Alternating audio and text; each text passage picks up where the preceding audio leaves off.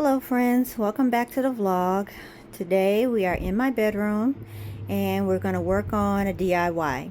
So this is a basic canopy bed that I have, and I've had it for several years. But what I've always wanted to do and never got around to it was actually put an upholstered like frame along this. I used that little wedge pillow thing that just, block the gap.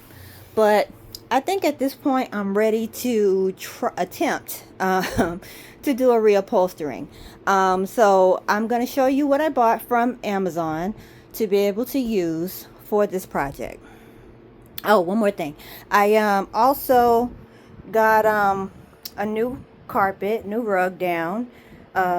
Just put that down yesterday. One woman job. It was like a one person tug of war. This is an 8x10. Got it under this queen bed, so that was a feat. But it looks really nice, and I think once I get the headboard on, it will come together very nicely. So this is the foam that I bought. This is a removable headboard, and I bought it basically for the foam piece. It's covered in this fabric, and it has a zipper bottom, and then this is what they use to detach. It's like a Velcro, so you can take the tape off the back, but we're not going to do anything with that. What I'm going to do is I visualize putting a wooden board along the back here and then just wrapping it in some fabric.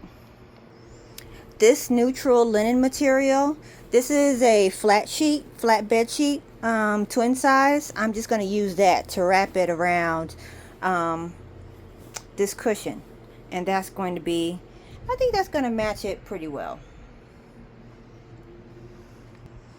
I bought these 12x12 squares of plywood, and all I'm going to do is spray some Gorilla adhesive on it, and that's going to be the backing for what I'm going to do. That's going to be the backing, and then I can staple the fabric into this wood, and that's going to cover this foam. I didn't want the wood to be too thick or anything, so that it would giving this metal railing, I didn't know how that was going to feel, and I am a little nervous about how I'll be able to take this off when I have to change like my mattress and stuff.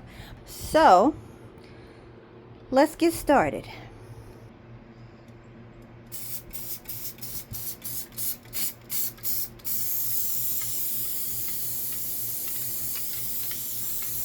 So I'm just going to let it air dry and situate, and then we'll come back for the next part of the process. Okay, so the stapling is a little struggle bus right now, but we're getting it in there. I put some safety pins just to get an idea of how taut I need to have it and to cut excess fabric off. So I think I'm going to give it a little trim there, because I don't need a whole bunch of trim on the back end of this thing. I just need enough to be able to staple it into the wood.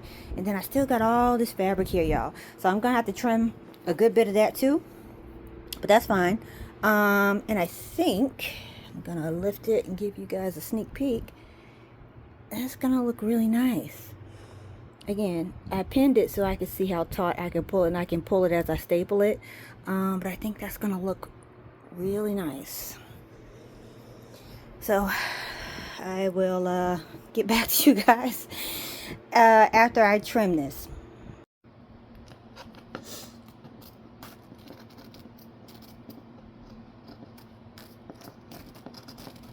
I know I don't have fabric scissors, so we're making do what we got. Okay, so here's the progress. We have staples all on this side, and now I'm just trying to tuck and get it smoothed out to do this end, and we're going to staple, well, I'm going to staple all the rest of this side. I've done this I've done this side, I've done that side, and I've done that side. So I just need to do this side, and then I'll play it by ear on trimming the fabric. Again, I didn't have fabric scissors, so we're just working with what we got. It's not bad. It's doing the job. So again, I'm gonna staple that side, and that's about it. The last thing we have to do is add some the elastic. So that's what's I'm gonna use in the grid to keep it secure. So let me do this side, and I will come back to you guys.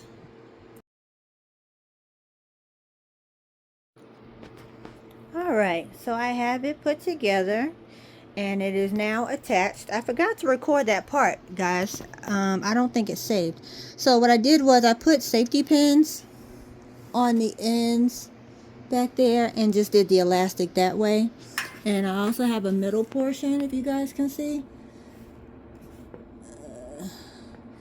So it adheres to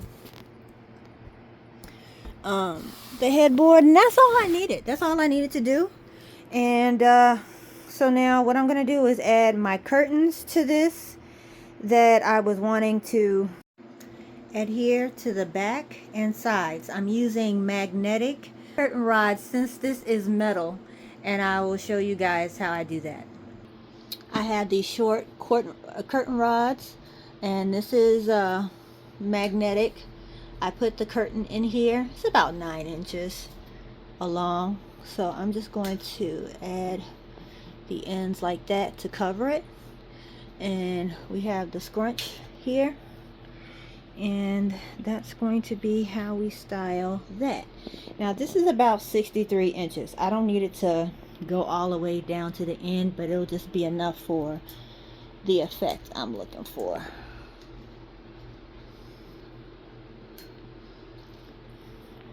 Cute, right?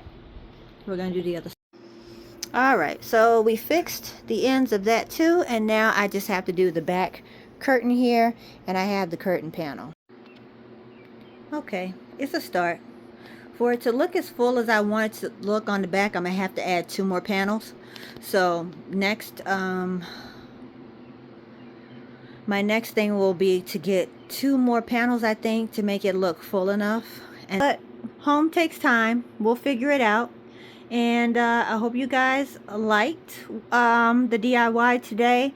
I will link down everything that I used to do this in the video if you want to try and do it yourself. And until next time, take care, friends.